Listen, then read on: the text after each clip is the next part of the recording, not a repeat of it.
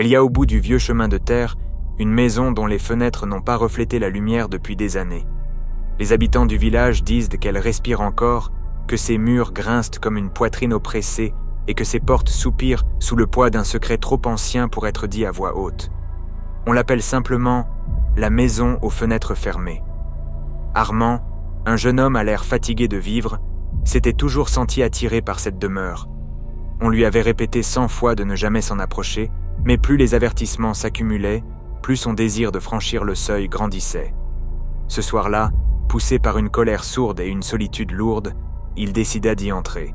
Le ciel s'était assombri plus vite qu'à l'accoutumée. Les corbeaux, perchés sur les branches tordues, le suivaient du regard comme des juges silencieux. Le vent portait un parfum de poussière et de cendre. Chaque pas qu'Armand faisait sur le gravier du chemin semblait résonner comme une mise en garde. Pourtant, il avançait. La maison se dressait devant lui, immense et décrépite. Les murs, autrefois blancs, étaient tachés par le temps et couverts de moisissures sombres. Les fenêtres, barricadées de planches épaisses, ressemblaient à des orbites creuses refusant de voir le monde. La porte principale, sculptée de motifs effacés par les années, tenait encore debout, mais à peine. Quand Armand posa sa main dessus, il sentit un frisson lui parcourir l'échine. La poignée, glacée comme du métal laissé sous la neige, céda sous une simple pression. La porte s'ouvrit en un gémissement long et douloureux, comme si la maison soupirait après des années de silence. À l'intérieur, l'air était lourd, saturé d'humidité et d'odeur de bois pourri.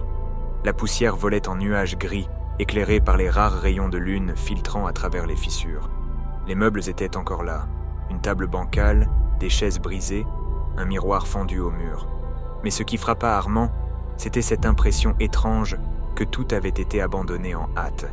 Des assiettes restaient sur la table, couvertes d'une épaisse couche de moisissure, comme si les anciens habitants avaient fui en plein repas. Il fit quelques pas, le plancher gémissant sous son poids, et un courant d'air glacé fit claquer une porte à l'étage. Armand leva les yeux. Une ombre venait de traverser le palier supérieur, rapide, furtive, trop précise pour être une illusion. Son cœur accéléra. Pourtant, il refusa de reculer. Il avait toujours cru que cette maison recelait plus qu'un simple mythe. Les histoires de disparition, de voix qu'on entendait la nuit, de silhouettes derrière les planches des fenêtres. Tout cela devait avoir une explication. Et ce soir, il était prêt à l'affronter. Il grimpa l'escalier, chaque marche criant sous ses pas. Arrivé en haut, le couloir s'étendait devant lui, long et sombre, avec plusieurs portes entr'ouvertes. L'ombre avait disparu. Mais à sa gauche, une pièce luisait d'une lueur faible, comme si une bougie venait d'y être allumée. Armand s'approcha, le souffle court. Il poussa la porte et découvrit une chambre encore meublée. Un lit défait, une commode éventrée, et sur le mur, une fresque étrange. Des silhouettes noires y étaient peintes, grossièrement, comme tracées par une main fébrile. Toutes avaient les yeux creux et les bras tendus vers une figure centrale. Une femme sans visage, vêtue d'un voile sombre. À cet instant, Armand sentit derrière lui un souffle chaud effleurer sa nuque. Il se retourna brusquement. Personne. Mais la porte qu'il avait laissée ouverte venait de se refermer seule, dans un claquement sec qui résonna comme une sentence. La maison ne l'avait pas seulement accueilli, elle l'avait enfermé. Armand resta figé quelques secondes, le souffle court, les yeux fixés sur la porte close. L'air de la chambre s'était épaissi, comme si chaque particule de poussière suspendue autour de lui voulait l'empêcher de respirer. Le silence qui suivit fut plus terrifiant que n'importe quel bruit. Il avait l'impression que la maison retenait sa respiration en même temps que lui. Puis vinrent les murmures. Faibles, étouffés, indéchiffrables. Ils semblaient naître des murs, se glisser entre les fissures du bois et couler jusqu'à ses oreilles. Armand sentit ses poils se hérisser sur ses bras. Il recula lentement vers la porte, tendit la main pour l'ouvrir, mais la poignée refusa de tourner. La chambre l'avait avalé. Ses yeux revinrent sur la fresque étrange au mur. La femme sans visage semblait différente, comme si son voile noir s'était légèrement déplacé depuis qu'il l'avait regardée. Était-ce son imagination ? Il n'en était plus sûr. Les silhouettes peintes autour d'elle paraissaient plus nombreuses, serrées, et l'une d'elles avait désormais un bras levé, pointé vers lui. Un bruit sec résonna derrière la commode éventrée. Armand, la gorge serrée, s'approcha malgré lui. La poussière vola sous ses pas. En écartant les débris, il aperçut un petit coffret en bois, presque entièrement rongé par l'humidité. Il le tira à lui. Le bois se désagrégeait sous ses doigts, mais il réussit à soulever le couvercle. À l'intérieur, un cahier jauni à moitié rongé attendait.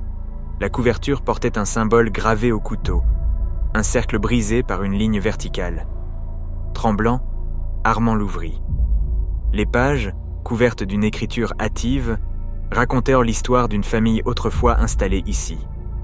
Une famille qui aurait fait un pacte. Les mots parlèrent d'une femme sans nom, sans visage, qu'ils appelaient la voilée, et qui leur avait promis prospérité en échange d'une offrande régulière. Mais la dernière entrée du journal parlait de révolte.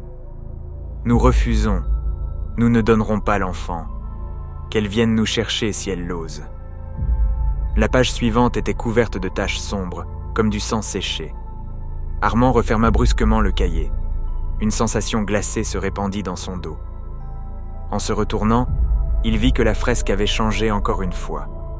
La femme voilée s'était rapprochée du centre du mur, et les silhouettes noires avaient toutes pivoté vers lui. Leurs yeux creux semblaient l'observer. Un craquement sec retentit dans la chambre. Le miroir fendu accroché à côté du lit se mit à vibrer, puis à refléter quelque chose qui n'était pas lui. Armand s'approcha malgré la peur qui lui dévorait la poitrine. Dans le miroir, son reflet était flou, déformé, et juste derrière lui, une silhouette se dessinait, haute, enveloppée d'un voile noir. Il se retourna aussitôt. La pièce était vide, mais le miroir, lui, continuait de montrer la présence. Soudain, la lumière de la bougie vacilla et s'éteignit d'un souffle invisible. La chambre plongea dans l'obscurité totale. Les murmures se transformèrent en gémissements, puis en cris étouffés. Des doigts glacés semblèrent se poser sur son épaule. Armand hurla et se précipita contre la porte. Cette fois, la poignée céda. Il s'élança dans le couloir sombre, le cœur battant à rompre sa cage thoracique. Derrière lui, la chambre claqua violemment comme si une tempête s'y était levée. Il courut, trébucha et dévala l'escalier. Mais arrivé au rez-de-chaussée, il s'arrêta net. Les meubles n'étaient plus à la même place. La table était intacte, dressée avec des assiettes propres. Des bougies flamboyaient sur les murs, éclairant la pièce comme si la maison avait retrouvé sa splendeur d'antan. Et assis autour de la table, il y avait des gens. Une famille entière. Un homme, une femme, 2 enfants. Tous figés, raides, avec des sourires trop larges, trop tendus. Leurs yeux creux brillaient d'une lueur laiteuse. L'homme leva lentement son verre, comme pour trinquer. Sa voix résonna dans la pièce grave et caverneuse. « Tu es arrivé juste à temps. Elle t'attend. » Armand sentit ses jambes se dérober sous lui. Derrière lui, l'air vibra et un souffle glacé remplit la pièce. La voilée était là. Le souffle glacé s'étendit dans toute la salle, éteignant une à une les flammes des bougies. La pénombre envahit la pièce et seul subsistait le halo blafard de la lune, filtrant à travers les planches fissurées des fenêtres. Armand, immobile, fixait la silhouette voilée qui se matérialisait peu à peu derrière la famille assise. Elle n'avait pas de visage, seulement une obscurité mouvante sous son voile noir, comme un gouffre béant avalant toute lumière. La famille resta figée, comme des statues grotesques, tandis que la voilée avançait. Chaque pas qu'elle faisait semblait faire craquer les murs, comme si la maison tout entière pliait sous son pouvoir. Armand voulut reculer, mais son corps refusa de lui obéir. Ses muscles étaient lourds, prisonniers d'une force invisible. La voix de la voilée résonna, mais ce n'était pas un son ordinaire. C'était une vibration qui secouait ses os, qui résonnait dans sa cage thoracique et emplissait son crâne d'un écho insupportable. « Ils ont refusé, tu acceptes. » Armand comprit, d'instinct, ce qu'elle voulait dire. La famille avait brisé le pacte. La maison, abandonnée, n'avait jamais cessé de réclamer une offrande. Et lui, en franchissant le seuil, en ouvrant cette porte que personne n'osait toucher, il avait pris leur place. Il hurla, mais aucun son ne sortit de sa gorge. Sa voix avait été volée. Ses yeux se remplirent de larmes brûlantes. Son souffle devint court. La voilée leva une main pâle, blanche comme de la cire, et il sentit son cœur se serrer, comme si des doigts invisibles l'écrasaient lentement. Puis il vit quelque chose derrière elle. Les silhouettes peintes de la fresque, les ombres noires, s'étaient détachées du mur et flottaient désormais autour d'elle, formant un cercle. Leurs bras s'élevaient tous vers Armand. Leurs visages sans traits vibraient, et leurs murmures se transformèrent en un chœur monstrueux. « Donne-toi, ou deviens l'un d'eux !» La terreur et la douleur l'écrasèrent. Ses jambes cédèrent et il tomba à genoux. Dans un dernier sursaut de lucidité, il chercha une issue, une échappatoire. Son regard se posa sur le cahier qu'il tenait encore contre lui. Il se souvenait des mots griffonnés. « Nous refusons. Qu'elles viennent nous chercher. » Peut-être, pensa-t-il, qu'il pouvait lui aussi refuser. Dans un élan de désespoir, il déchira la page portant le symbole du cercle brisé et la plaqua contre le sol. Il traça maladroitement la même marque avec son sang qui coulait de ses paumes, écorché par sa fuite. La voilée s'arrêta net, son voile trembla et un sifflement aigu déchira la pièce. Les silhouettes noires reculèrent, comme repoussées par une force invisible. Armand sentit un espace, une faille, comme si pendant un instant, la maison elle-même hésitait. Il se leva, tremblant, et cria, la voix enfin libérée, « Je ne t'appartiens pas !» Un grondement fit vibrer les murs. La voilée recula d'un pas, mais sa main resta tendue vers lui. Les planches des fenêtres se brisèrent, projetées dans toutes les directions. Le vent nocturne entra en tempête, dispersant la poussière, renversant les meubles. Les cris des ombres résonnèrent dans toute la maison. Armand se précipita vers la porte d'entrée qui s'ouvrit d'un fracas. Il se jeta dehors, roulant sur le sol boueux. Le silence retomba aussitôt, brutalement. La maison était redevenue inerte, ses fenêtres aveugles fixées sur lui. Aucun bruit ne s'élevait, pas même celui des corbeaux. Il se redressa, haletant, couvert de sang et de poussière. Le cahier avait disparu de ses mains. La marque au sol qu'il avait tracée n'était plus là. Tout semblait avoir été englouti par la maison. Alors qu'il s'éloignait, un dernier murmure s'éleva derrière lui, porté par le vent froid de la nuit.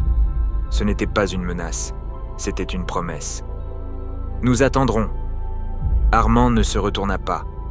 Mais au fond de lui, il savait qu'il n'avait pas échappé à la maison. Il n'avait fait que reporter le prix. Le pacte, d'une manière ou d'une autre, trouverait son aboutissement. Et dans l'obscurité des collines, la maison aux fenêtres fermées semblait sourire.